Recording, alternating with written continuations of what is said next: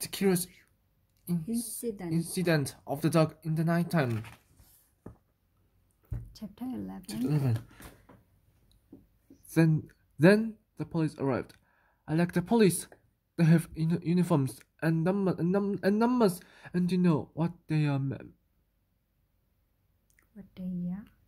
meant to be doing. There was a policewoman and the policeman. The policewoman had a little hole in her thighs on her left ankle and a red scratch in the middle of the hole.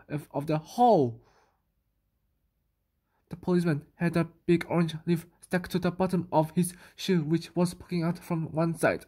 The policeman woman put her arms round Mrs. Shears and led her back towards the house. I lifted my head off the grass.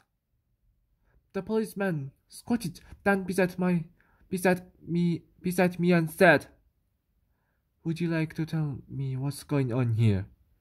"Young man," I sat up and said, "the dog is dead. I'd got that far," he said. I said, "I think someone killed the dog." How old are you?" he asked. I replied, "I am 15 years and 3 months and 2 days. And what?" "Precisely. Were you doing in the garden?" he asked. "I was holding the dog," I replied. "And why were you holding the dog?" he asked. This was a difficult question. It was something I wanted to do. I like dogs. It made me sad to see that the dog was dead. I like policemen too. And I wanted to answer the question properly. But the policeman did not give me enough time to work out the correct answer. "Why were you holding the dog?" he asked again. "I like dogs," I said. "Did you kill the dog?" he asked. I said, I did not kill the dog. Is this your fault?" he asked. I said, "No." No. I said, "No. You seem very upset about this," he said.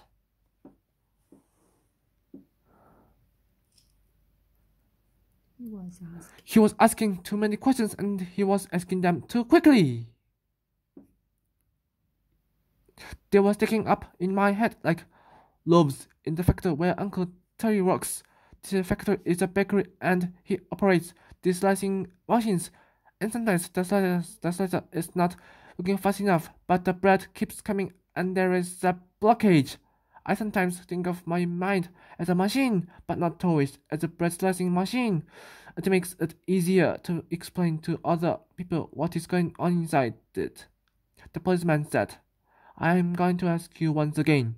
I rolled back onto the lawn and pressed my forehead to the ground again and made a noise that Father calls groaning. I make this noise when there is too much information coming into my head from the outside world. It is like when you are upset and you hold the radio against your ear and you turn it halfway between two stations so that all you get is white noise, and then you turn the volume right up so that this is all you can hear, and then because you cannot hear anything else. The policeman took hold of my arm and lifted me onto my feet. I didn't like him touching me like this, and this is when I heard him.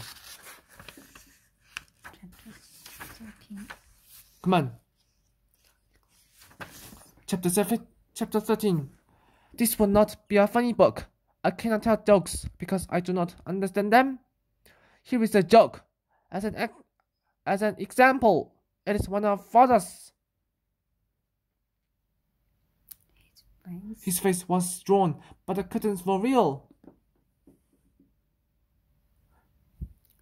I know why this is meant to be funny, I asked. It is because drawn has 3 meanings, and they are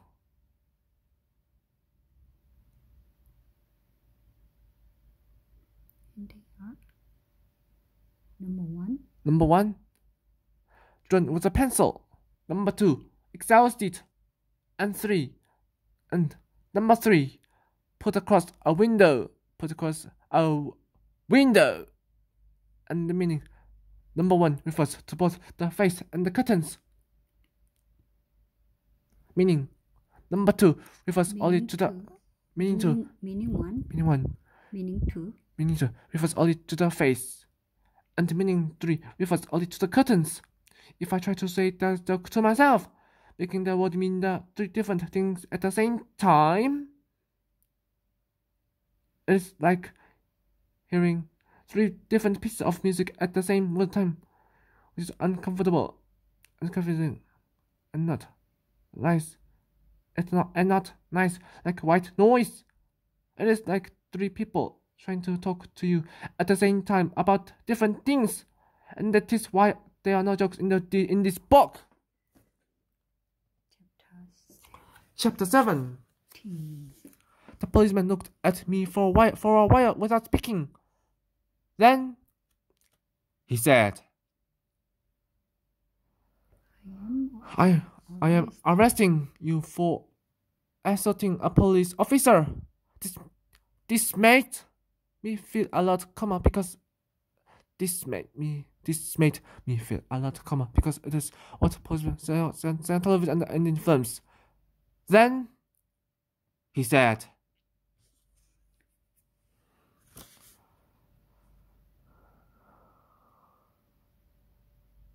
I strongly advise you to get into the back of the police car because if you try any of that monkey business again, you little shut, I will seriously lose my rag. Is that understood?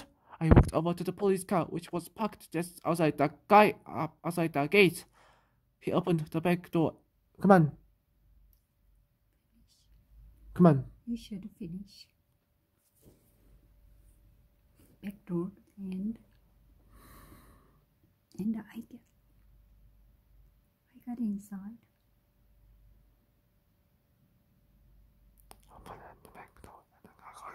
He climbed into the driver's seat and made a call on his way to the police woman who was still inside the house. He said,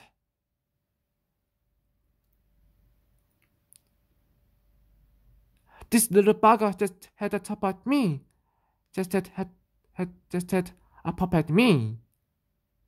Kate, can you hang on with Mrs. S while I drop him off at the station? I get Tony to swing you by and pick you up. And she said, sure, I'll catch you later. The policeman said, okie doke, and we drove off. The police car smelled of hot plastic and aftershave and takeaway chips. I watched the sky as we drove towards the town century. It was a clear night and you could see the Milky Way. Some people think the Milky Way is a long line of stars, but it isn't. Our galaxy is a huge disk of stars millions of light years across, and the solar system is somewhere near the outside edge of the disk.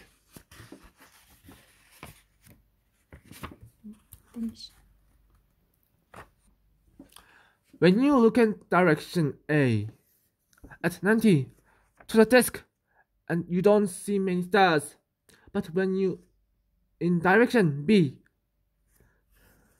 you see lots more stars because you are looking into the main body of the galaxy. And because the galaxy is a disk, you see a strip of stars.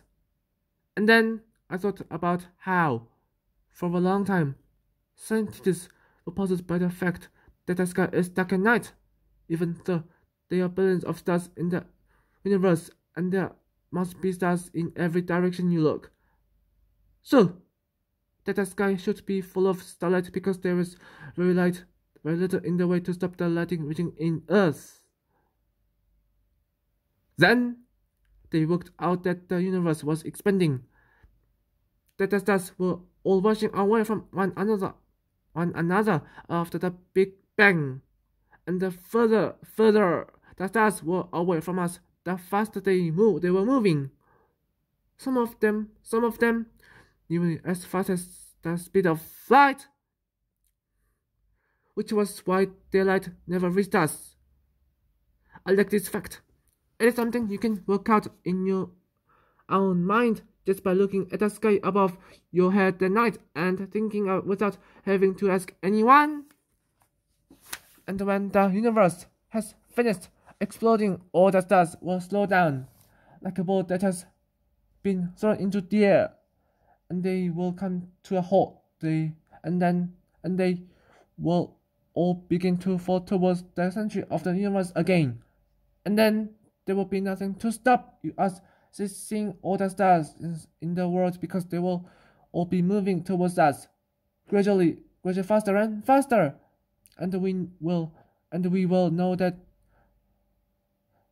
the world is going to end soon because when we look up into the sky at night, there will be no darkness, just the blazing light of billions and billions of stars, all falling. Except that no one will see this because there will be no people left on the earth to see it. They will probably have become extinct by then, and even if there are people still in existence, they will not see it because the light will be so bright and hot that everyone will be burned to death, even if they live in tunnels. Good.